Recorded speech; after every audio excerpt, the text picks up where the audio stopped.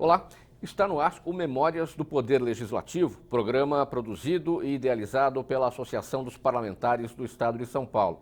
E hoje nós recebemos Francisco Campos Tito, que foi deputado pelo PT na Assembleia Legislativa. Seu mandato foi marcado pelo combate às desigualdades sociais, sobretudo no campo. Bem-vindo aqui ao nosso Memórias do Poder Legislativo, deputado Tito. A sua participação, a sua presença aqui na Assembleia Legislativa como deputado estadual representou exatamente quais avanços para Sumaré, que é o seu município, lá o senhor reside já há tanto tempo? Eu fui eleito por Sumaré e nós não tínhamos tido ainda um deputado com tempo maior de mandato. Nós tivemos um deputado eleito, o primeiro deputado eleito na nossa cidade. Ele teve um mandato de 45 dias naquela passagem, né, de um mandato para o outro. E depois eu eleito com um mandato um pouco mais longo. Eu fui eleito e passei pela Assembleia Legislativa por 2 anos e 3 meses. Eu disputei a eleição, fui suplente e depois assumi no segundo já mandato do tempo dos 4 anos aí de mandato.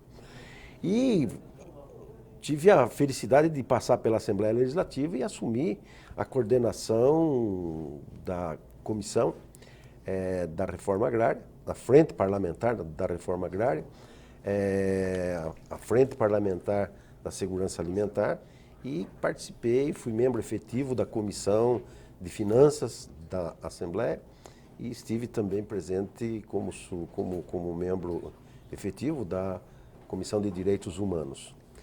E como coordenador da Frente Parlamentar da Reforma Agrária, eu pude acompanhar mais de perto, no estado de São Paulo, a situação dos assentamentos do nosso estado, a situação dos acampados do nosso estado e da luta pela terra no nosso estado. Isso, o mandato me possibilitou ajudar, acompanhar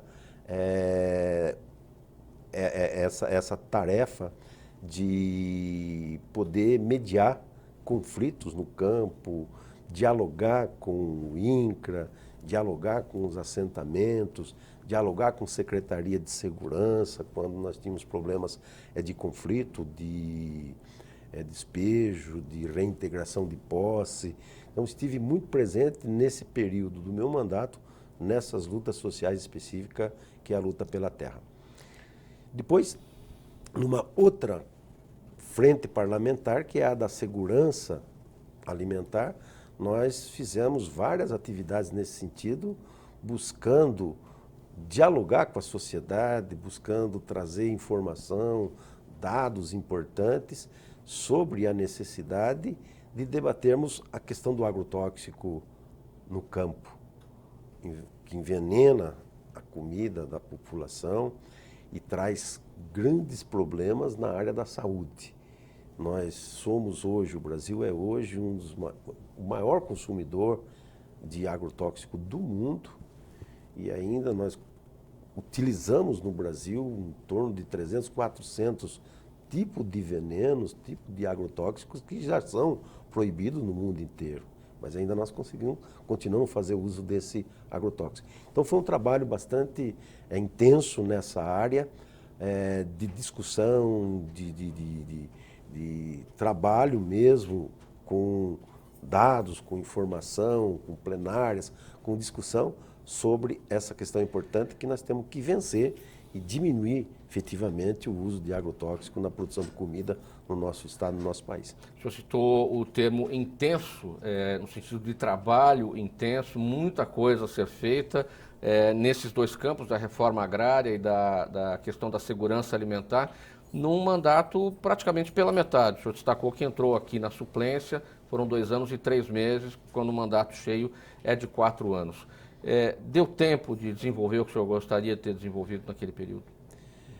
Claro que ainda nós temos muito que trabalhar e fazer, porque a reforma agrária ainda é uma tarefa de todos nós, de continuarmos firmes na luta.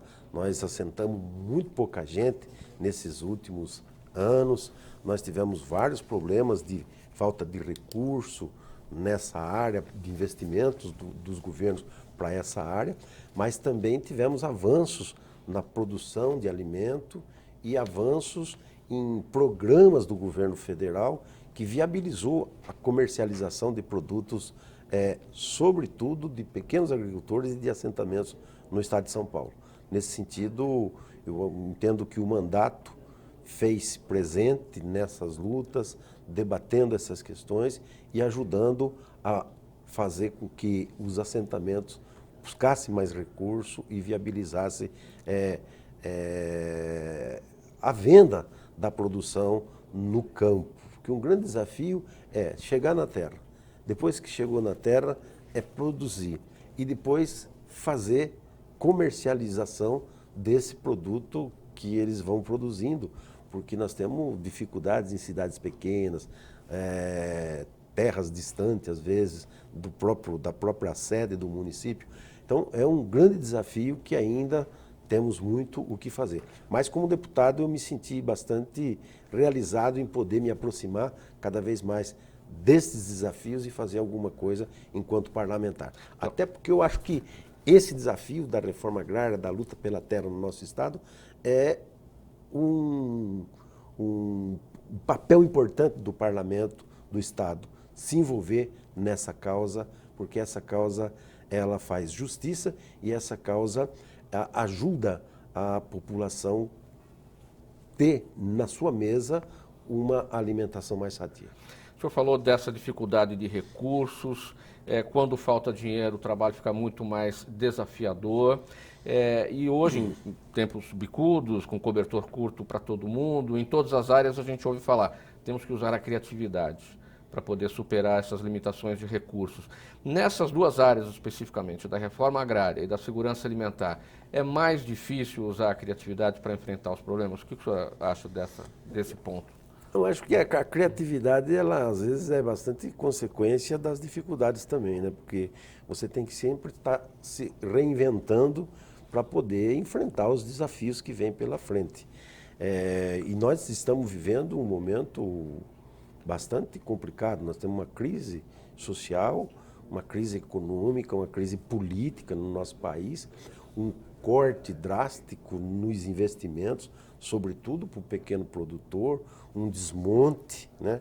Um desmonte da estrutura que tínhamos no Ministério do Desenvolvimento Agrário, que foi extinto, o INCRA praticamente extinto, e o INCRA é o órgão responsável direto por fazer reforma agrária no nosso país.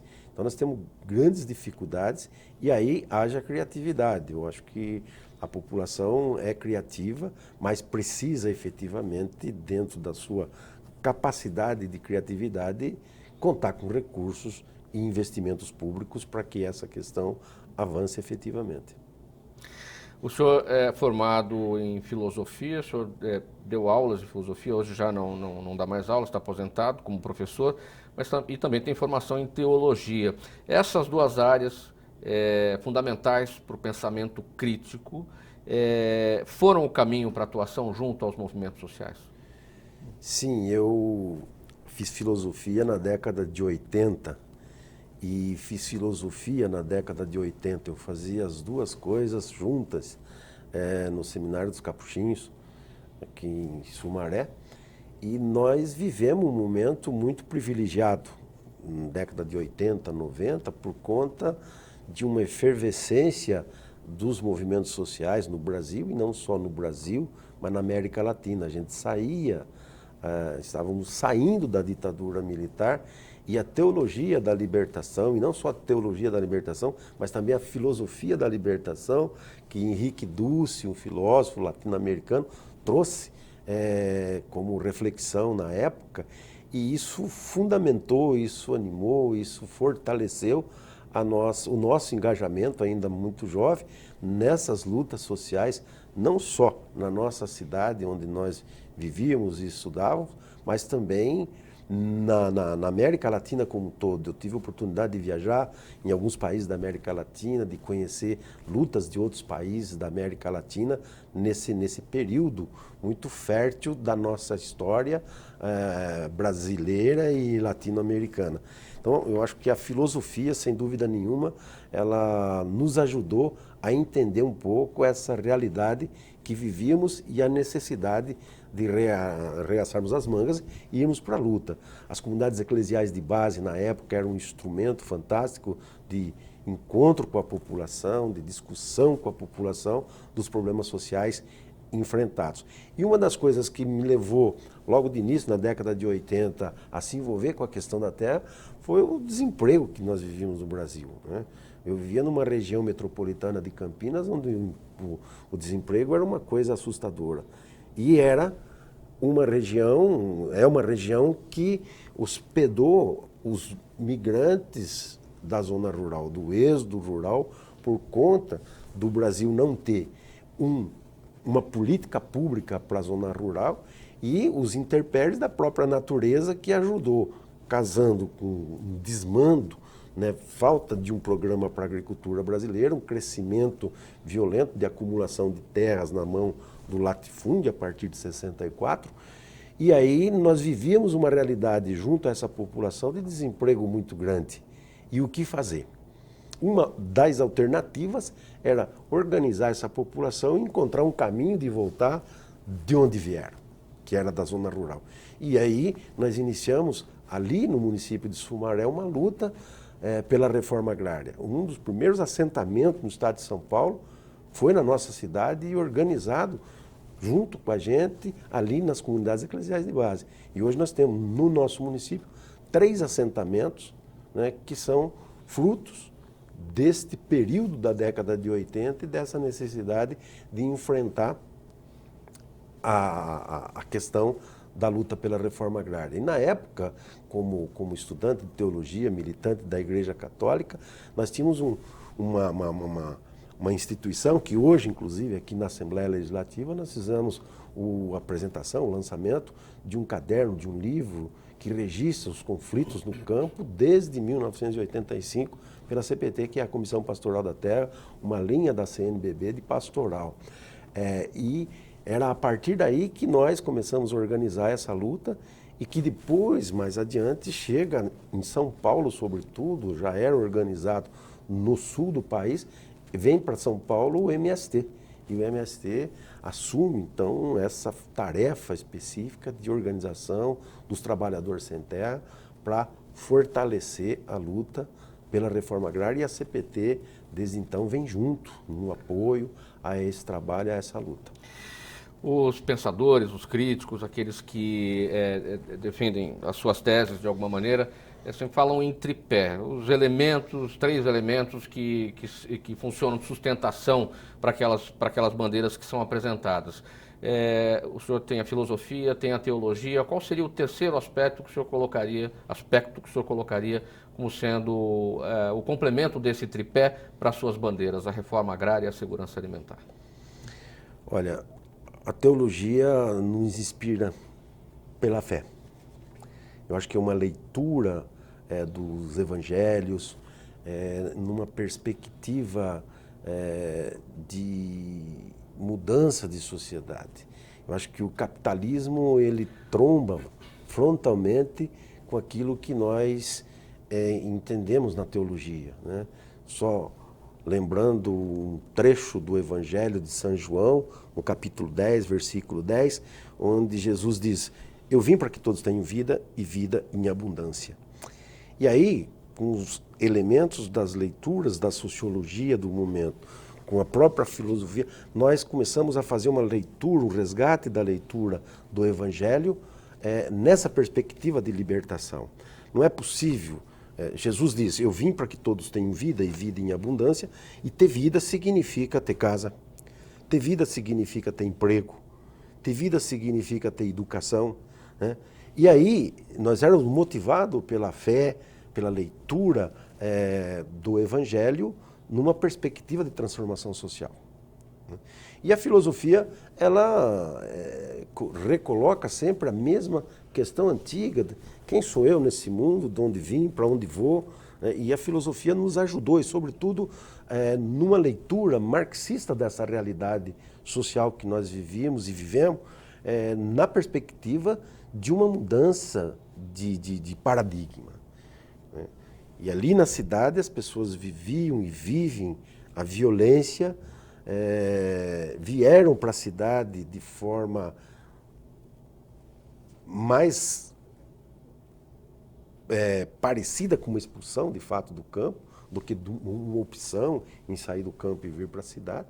E chega na cidade na perspectiva de arrumar um emprego e de ter vida digna, de ter trabalho, de ter casa, mas acabam não encontrando nada disso e são obrigados a irem para as periferias, fazer ocupação nas cidades também, porque não tinham possibilidade econômica de comprar terreno, de construir casa, de ter uma vida digna.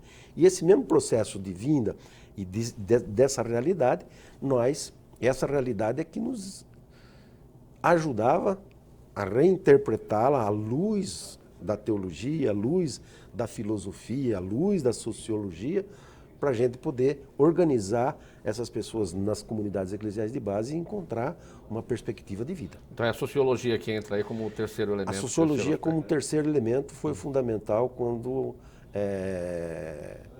ela permite a gente poder fazer esse confronto e essa nova leitura, essa releitura da própria realidade. E na sua passagem aqui pela Assembleia Legislativa, como deputado estadual, o senhor acho que faltou no debate em torno dessas questões da reforma agrária e da segurança alimentar esses 3 pontos, sociologia, filosofia e teologia, como os elementos que iriam impulsionar e né, na sua avaliação, trazer a solução para esses problemas. Você sabe que a política, às vezes ela discute um monte de coisas, mas mais como cortina de fumaça. Às vezes o nosso discurso é mais para esconder que para revelar. Nós vivemos num cenário político muito parecido com isso que eu estou falando, né? Nós não dizemos as coisas que têm que ser ditas, os políticos às vezes se atrapalham um pouco ou se escondem um pouco atrás de discurso, atrás de palavra, atrás de semântica, para não revelar efetivamente a realidade. Então eu acho que isso na Assembleia é uma questão ainda bastante complicada, né? Às vezes os interesses, as questões que estão em causa aqui, que são debatidas aqui, nem sempre têm esses instrumentos, ou seja, da filosofia, da sociologia, da teologia, ou outros elementos, inclusive, para que a gente possa avançar numa proposta de uma Assembleia mais democrática, mais transparente e que produzam leis que beneficiem efetivamente a população e que fiscalize de forma bastante dura, né, atuante, o próprio Estado. Essa situação de discursos que escondem determinadas realidades, conforme o senhor destacou, o senhor acha que isso atrasa a urgência da política e uma urgência que não é a urgência da população? A população cobra mais celeridade, mais rapidez, mais resultados práticos da política, porque a urgência é diferente. E esse discurso pode atrasar a urgência da política, que já não é tão assim? Pode não, ela atrasa, né? Ela atrasa. Eu acho que nós precisamos fazer um pouco aquele exercício que Paulo Freire nos ensinava. O nosso discurso tem que cada vez mais parecer com a nossa prática. Sim. Né? Parecer com a nossa prática. Eu acho que essa verdade, né, proposta por Paulo Freire ainda está muito distante do nosso processo, até de formação nas nossas universidades, nas nossas escolas, e sobretudo na política. Eu acho que a política criou um problema sério para nós políticos. Dizer hoje que você é político é um negócio meio desagradável, né? A população está cansada, a população gostaria de ver os políticos mais atuantes, e é para isso que eles nos elegem, para que a gente seja efetivamente a voz deles, que a gente seja efetivamente a representação deles, seja aqui na Assembleia Legislativa, seja na Câmara dos Deputados Federal, seja no Senado, seja nas prefeituras, seja nas câmaras municipais. O povo está cansado. Eles esperam que os políticos mudem de postura e sejam efetivamente representantes do povo e que façam essa discussão, que tenham essa relação com a população, que escutem mais. Eu via Rubem Alves, que já faleceu, um grande filósofo, teólogo, ele dizia que nós fazemos curso para tudo, para aprender a falar, para aprender a fazer discurso, e que estava na hora da gente fazer um curso de escutatória. Nós precisamos escutar mais, né?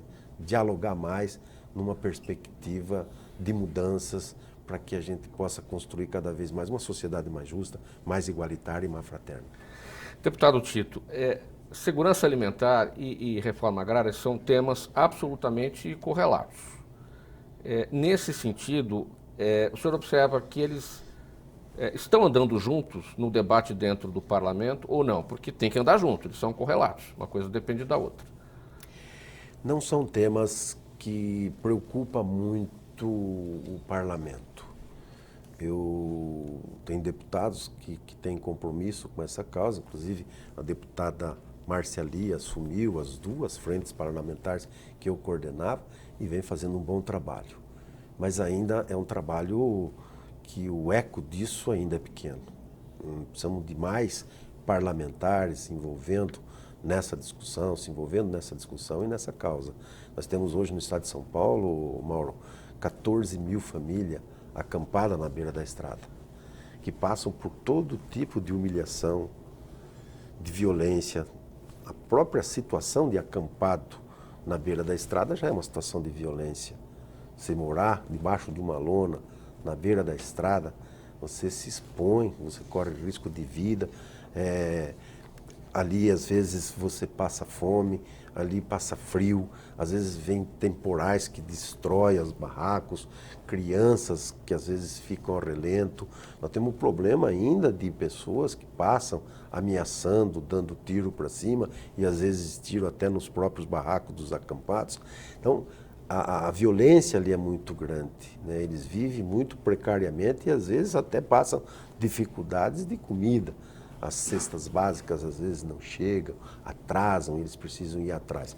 Então, esse tipo de violência e o número de famílias envolvidas ainda nessa busca de um pedaço de chão para poder produzir e cuidar e criar expectativa, né, nas suas utopias, na sua esperança, ainda é uma luta muito grande a ser feita pelo parlamento, e pelo movimento como um todo. Nós temos muita dificuldade na relação com a polícia militar, por exemplo, do estado de São Paulo.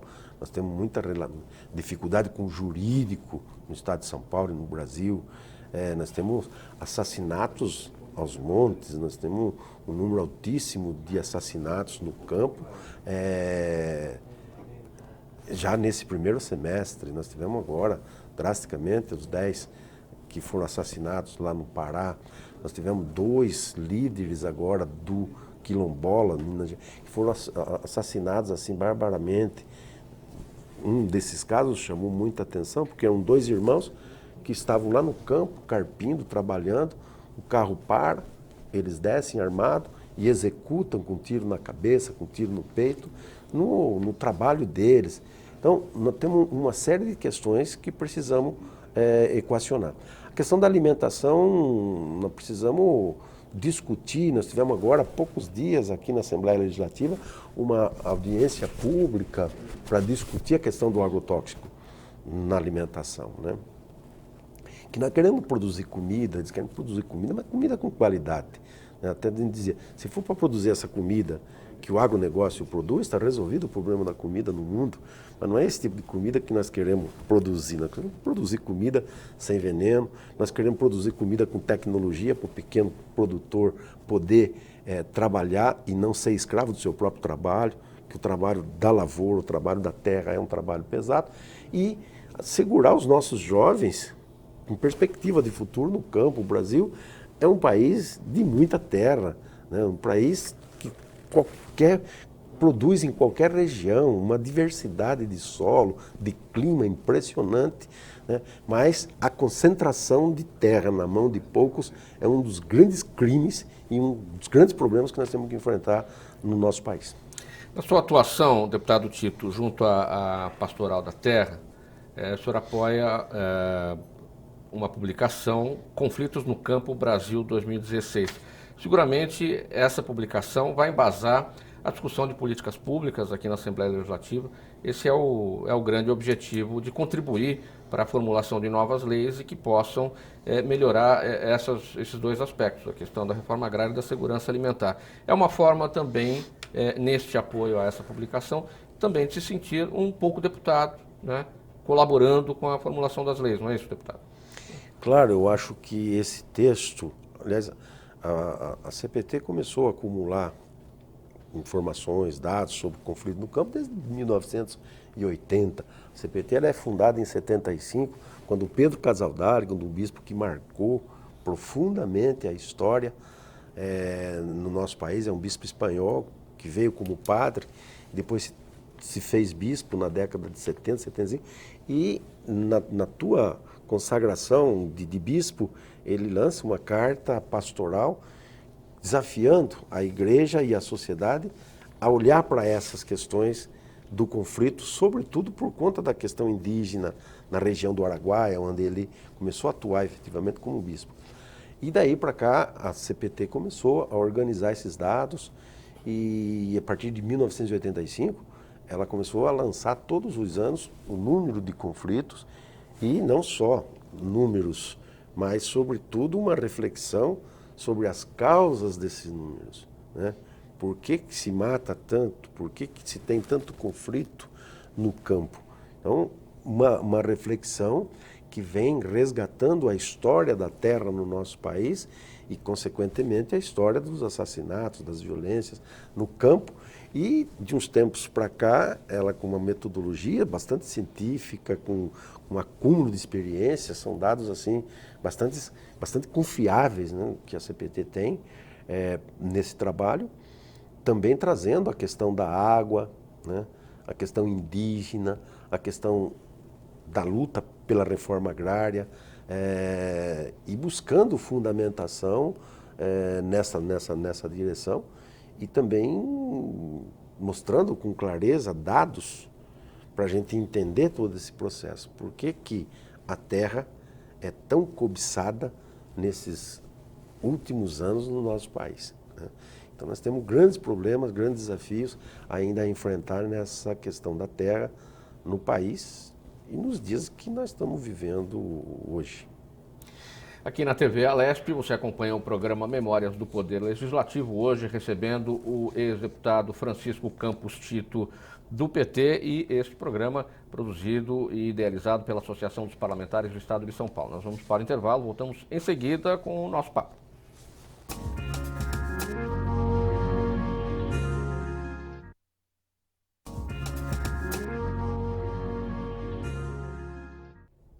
Estamos de volta aqui na TV Alesp com o programa Memórias do Poder Legislativo, produzido e idealizado pela Associação dos Parlamentares do Estado de São Paulo, e hoje recebendo o ex-deputado estadual Francisco Campos Tito, do PT.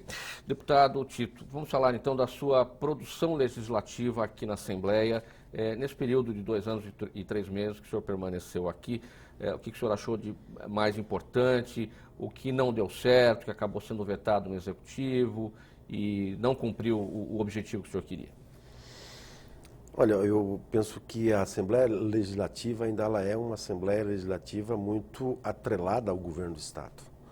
Eu penso que nós podíamos ter uma Assembleia Legislativa mais autônoma, mais independente, que dialogasse mais entre os parlamentares e que fizéssemos, de fato, um enfrentamento sadio, né? Um enfrentamento crítico, e que nós pudéssemos fiscalizar mais as políticas públicas do Estado de São Paulo. Eu, enquanto deputado, não gosto da palavra frustração, porque frustração parece que é aliada a depressão, né? Ou parece um olhar sobre o retrovisor, né? Na verdade tem que olhar para frente. Né? Não é isso que se trata. Mas 2 projetos importantes que fiz, que é um projeto de irrigação, visando exatamente a beneficiar as famílias que são da terra, que às vezes não conseguem produzir porque não tem subsídio para comprar um equipamento de irrigação para poder produzir, porque se você não tem água, como é que você produz, né?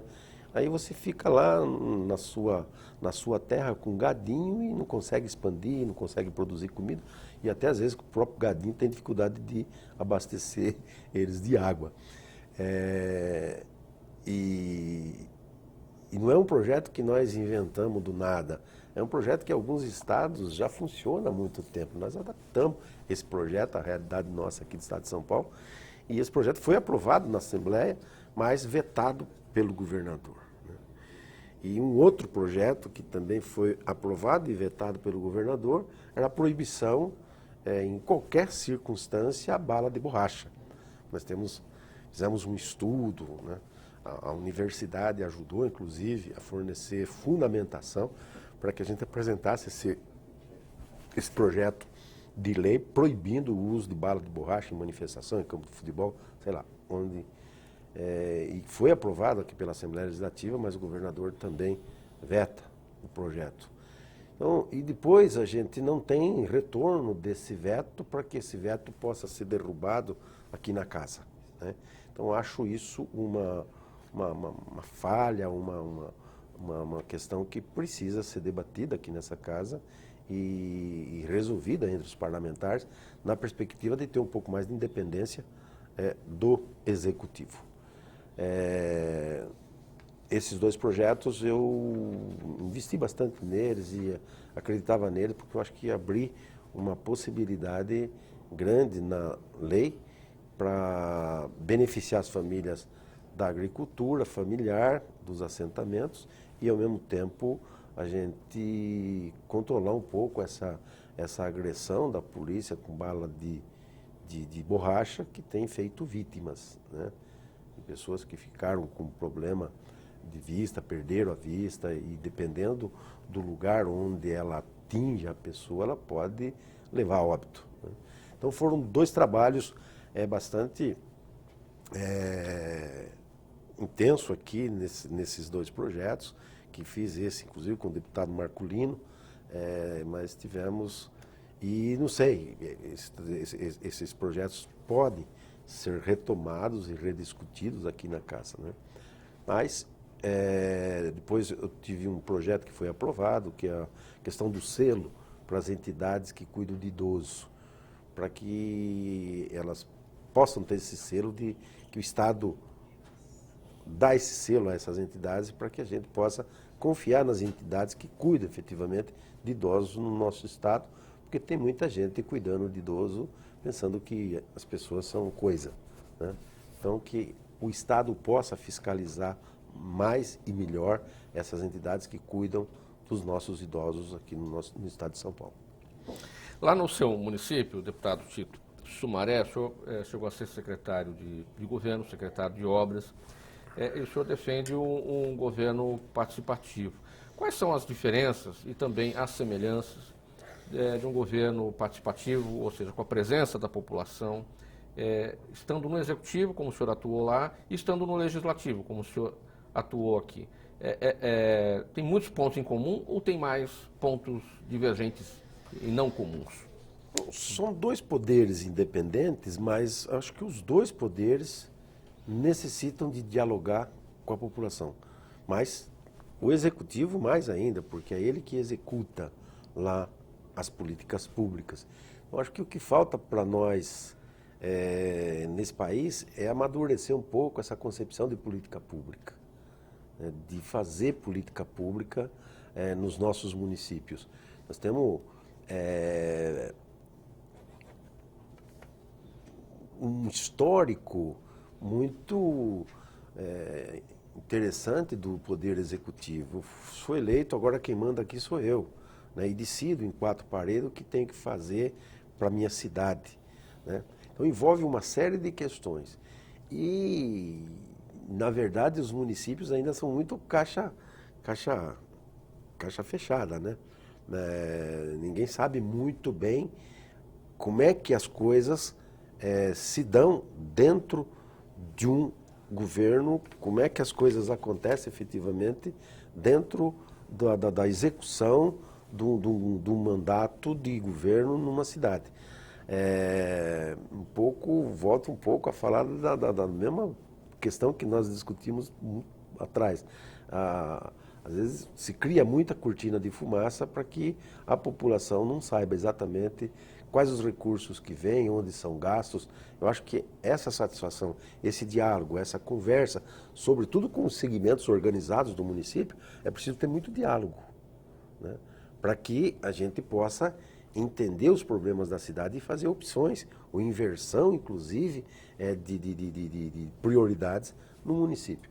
Eu acho que o diálogo é sempre um caminho que deve existir, tanto no poder legislativo, os vereadores no município, discutindo com a população e discutindo com o executivo, e aqui também. Eu acho que esse diálogo com o governo do Estado, a Assembleia Legislativa, tem que fazer mais esse diálogo com o governo do Estado para que as coisas fiquem mais claras e que o executivo, que o legislativo possa influenciar mais e ajudar mais o Estado a cumprir, sobretudo, funções do Estado na política pública do Estado.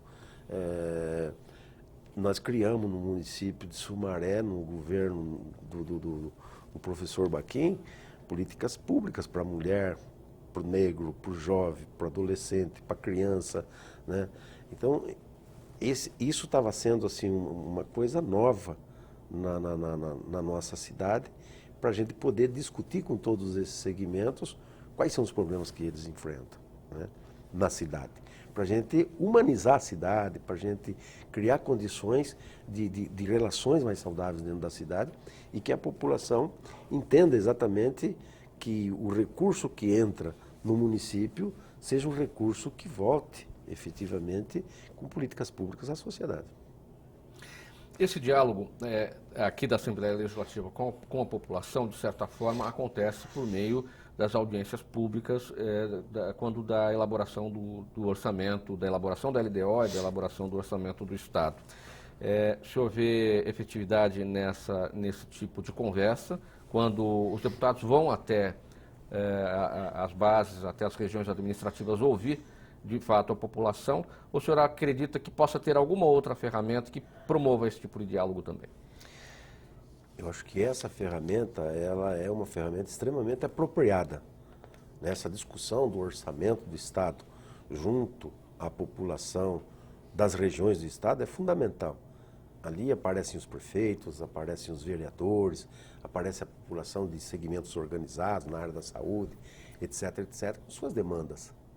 Eu senti e eu participei de quase todas. É uma das coisas que eu gosto de fazer, mas eu me senti assim bastante desmotivado a isso, porque ela não produz o resultado que deveria produzir, porque não é levado a sério aqui pelo relator depois do orçamento e pelo próprio governador. Então eu acho que nós gastamos muito tempo, gastamos recurso inclusive, e temos um resultado muito baixo em relação àquilo que era a minha expectativa, efetivamente, do trabalho na comissão do orçamento, de visitar os municípios e ouvir os municípios. Foi bom, foi excelente para mim no sentido de conhecer melhor o Estado, de conhecer melhor as demandas, quais as regiões mais pobres, quais as regiões mais carentes, quais eram efetivamente as demandas das regiões do Estado de São Paulo. Mas quando chegávamos aqui com todo esse trabalho feito, ele era desconsiderado e a gente fazia uma luta danada aqui para poder incluir no orçamento algumas das reivindicações que achávamos que tinham que aparecer no orçamento de alguma forma. Mas era uma batalha e continua sendo uma batalha e isso não é acolhido com mais seriedade por parte da Assembleia Legislativa como um todo. E essas ferramentas de diálogo, as audiências, elas representam a melhor ferramenta de diálogo, embora não tenham tido a efetividade conforme as razões que o senhor destacou agora? Existe uma outra ideia? Não, eu acho que essa ideia é boa, mas ela tinha que ser levada mais a sério. Eu percebi em algumas regiões, por exemplo, que a demanda que eles traziam eram demandas reprimidas de muito tempo e sequer tinham tido resposta e sequer dito por que não foram, por que não seriam inclusas no orçamento do Estado. Então eu senti em algumas regiões a pouca participação por conta desse desconforto de ir para os debates, ir para as audiências, mas o resultado não chegava àquele município, àquelas demandas apresentadas pela população, ou pelo vereador, pelo próprio prefeito. Então isso acaba caindo no descrédito. Eu acho que nós não temos que ficar inventando muita coisa, eu acho que nós temos que ser sério naquilo que nós fazemos e, claro, ir melhorando e qualificando melhor isso. Eu acho que esse trabalho eu diria de participação na elaboração do orçamento da casa tem que ser levado mais a sério aqui pela própria casa. Deputado Tito, o que é que moveu o senhor a querer disputar a prefeitura da sua cidade, a prefeitura de Sumaré? Como é que funciona esse tipo de... eu tenho essa vontade e eu quero ir para a disputa. O senhor apresenta essa ideia para o partido viu no senhor, pela sua presença na Assembleia Legislativa, pelo trabalho, a pessoa que deveria ser a representante, a pessoa representante nesta eleição, é uma via de mão dupla entre o partido e o candidato? Como é que funciona isso? As coisas acontecem. O que aconteceu efetivamente comigo? Eu nunca pleiteei ser candidato a deputado, nunca fui candidato a vereador e milito no partido desde a fundação. Eu ajudei a fundar o partido na minha cidade e sempre fui militante do partido. Até quando eu saí de Sumaré e fui fazer outros trabalhos em outras cidades, eu me filiava no partido, nas outras cidades, mas eu nunca tive assim essa intenção, essa pretensão em ser candidato a deputado, vereador ou prefeito. E quando eu fui trabalhar no governo, você vai fazendo um trabalho e, de repente, o partido me chama e entende que eu tinha condições de fazer essa disputa. Né? E eu até dizia, escuta, eu acho que vocês precisam repensar essa questão. Eu nunca fui candidato a nada. Né? E discutimos, dialogamos muito, amadurecemos essa ideia. E claro que eu não fui forçado a tomar essa decisão, mas acabei assumindo essa tarefa de militante do meu partido. Né? E comecei a trabalhar e fazer a campanha, viajei um pouco o estado, eu já tinha andado bastante, inclusive, no estado, por conta do meu trabalho enquanto franciscano, enquanto frade capuchinho, e fui atrás desse trabalho. E eu fiquei surpreendido com o resultado da eleição na época, para quem nunca tinha pretensão em ser candidato, e para quem nunca tinha sido nem candidato a vereador, não tinha disputado nenhuma outra eleição. Eu tive quase 40 mil votos na minha cidade e tive mais 26 mil votos, mais de 26 mil votos fora da minha cidade. Eu tive 66.011 votos e não me elegi. Né? Mas me senti em paz porque achei que eu tinha cumprido com aquele trabalho que eu havia me proposto a fazer. Né? E trabalhei muito, porque eleição é um negócio cansativo. E Sumaré nunca tinha tido um deputado. E aí, quando eu terminei a eleição com essa votação, o próprio pessoal do meu partido, de outros partidos aliados do próprio governo, que nós éramos governo nessa época, já começaram a discutir comigo que eu devia, então, ser candidato a prefeito na próxima eleição. E eu até resisti um pouco a essa tarefa, né? Mas acabei entendendo que eu não tinha muito o que fazer, que eu tinha que fazer essa disputa. Eu me lembro, na época o senhor falava, eu fui chamado, né? Houve um chamamento e eu vou atender esse chamamento. Isso.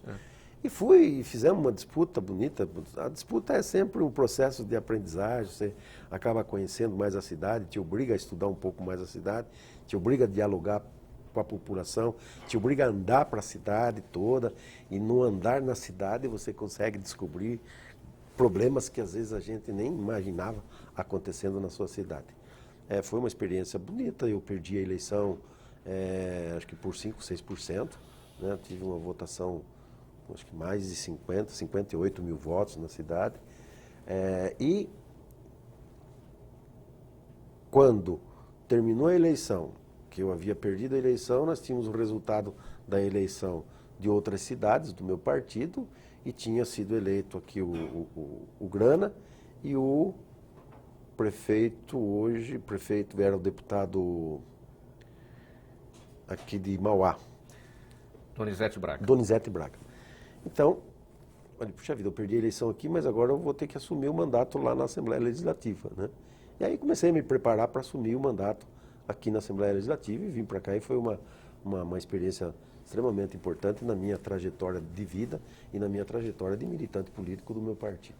E nessa disputa para prefeito, deputado Tito, foi uma chapa pura, o seu vice era do PT também. Não. Na eleição de 2012 não foi chapa pura. Foi a última, então? Foi uma coligação até que grande e o meu vice era do PCdoB. Nessa última agora eleição de 2016, que foi uma chapa pura. Sim. O meu vice, os meus dois vices, né? Porque 20 dias antes da eleição, o nosso vice foi injustamente cassado e a gente já estava às vésperas da eleição e entendemos que era por bem trocar o vice, porque senão estava impugnada toda a chapa, né? E aí trouxemos um outro vice, mas do PT com chapa pura.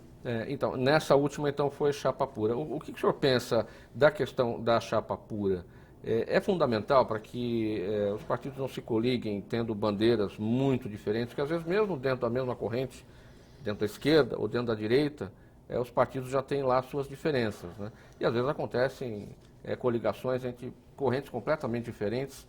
Como é que o senhor avalia essa questão? É importante a chapa pura ou é importante fazer uma coligação em razão da governabilidade que vem posteriormente? A coligação, eu acho que nesse modelo político que nós temos no Brasil, nós precisamos passar por uma reforma política, mas nesse modelo que nós temos, ela é importante e ela é necessária, né?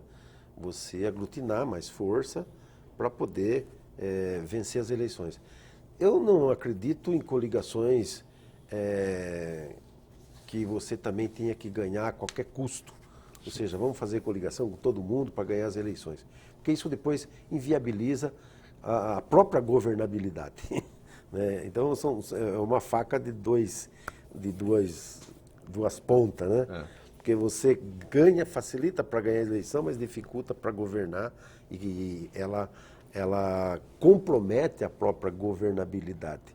E aí você fica uma parte grande do seu tempo tendo que discutir com os partidos, com as coligações, uma série de questões.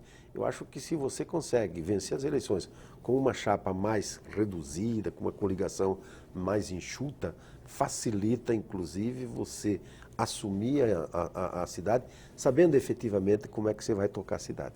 Então, as duas coisas são importantes, mas eu acho que o exagero, tanto de um lado quanto do outro, prejudica as eleições. Eu disputei a eleição com chapa pura por conta de uma crise política que nós vivíamos dentro do próprio partido e que houve um isolamento nosso. Não é que eu queria necessariamente ter saído com chapa pura. E nem o PT. Nós tentamos dialogar, tentamos conversar, né? Mas existia uma resistência numa perspectiva de coligação com o PT na cidade, mas ao mesmo tempo eu e o PT entendíamos que era necessário, ganhando ou perdendo as eleições, fazer essa disputa, né? Mesmo porque o PT passava por uma crise, mas eu liderava a pesquisa por um bom tempo. Nós lideramos a pesquisa até muito próximo às eleições, mesmo sozinho, com uma chapa própria, pura na cidade. Entendeu? Nós vimos uma conjuntura muito favorável à nossa candidatura. Não muito ao PT, mas à nossa candidatura, nós vivemos uma situação muito boa para isso. Mas, por conta do isolamento, nós acabamos perdendo as eleições. Os interesses de Sumaré aqui na Assembleia Legislativa estão sendo bem olhados, bem observados pelos representantes aqui presentes, não necessariamente de Sumaré, mas pelas cidades da região metropolitana de Campinas? Nós temos um problema na nossa cidade. Eu fui deputado durante 2 anos e 3 meses e não consegui ajudar a minha cidade. Eu ajudei as entidades, APAI, Pestalozzi, essas entidades que prestam um grande serviço para a nossa cidade, porque o recurso ia direto para as entidades. Eu não consegui levar recurso para a minha cidade, porque a nossa cidade não tinha CND. A prefeita que ganhou perdeu logo de cara a CND e não mexeu uma palha para resgatar e recuperar a CND. E sem CND, você sabe, Mauro, nós não conseguimos levar recurso para a nossa cidade. Infelizmente, foi difícil nesse sentido. Ainda agora, essa semana, a pessoa lá da Prefeitura de Convênios me procurou, me ligou, eu estava na estrada. Olha, estou olhando aqui, você mandou algumas emendas aqui para a cidade, como é que é isso? Tem jeito de resgatar isso? Mas não tem, nós perdemos essas emendas. Perdemos porque a cidade não tinha CND. E o recurso que vem do governo federal via deputado hoje, por conta do orçamento impositivo, não leva em consideração a questão da CND, que é a certidão negativa de débito, ou seja, a prefeitura perde o direito de receber verbas, e não é só de emenda parlamentar e alguns outros recursos, ela perde também. Então, nesse sentido, eu não consegui ajudar a minha cidade, infelizmente, a prefeita não manteve a CND. Não só eu, os deputados da região também tiveram dificuldade e não conseguiram ajudar. 10 segundos, deputado, para a sua mensagem final, para o nosso telespectador, aquele que acompanha o senhor lá na sua cidade. Eu quero agradecer a oportunidade, Mauro, de estar aqui debatendo esse passado e presente, né? E desejar à nossa cidade, que acabou inclusive de fazer aniversário agora, dia 26, aniversário da nossa cidade, um abraço à nossa população e que a nossa população esteja sempre atenta e cobrando do Poder Executivo aquilo que ele se propôs a fazer. Eu acho que nós, na campanha, discutimos com a população, criamos uma expectativa na população, criamos esperanças na população e aqueles que ganham a eleição possam efetivamente assumir essa tarefa e dar respostas àquilo que prometeram à nossa população. Muito obrigado. Francisco Campos Tito, do PT, foi deputado estadual aqui na Assembleia Legislativa de São Paulo, nosso entrevistado de hoje no programa Memórias do Poder Legislativo, produzido e idealizado pela Associação dos Parlamentares do Estado de São Paulo. Obrigado a você que nos acompanhou nesse programa e até o próximo. Tchau, tchau.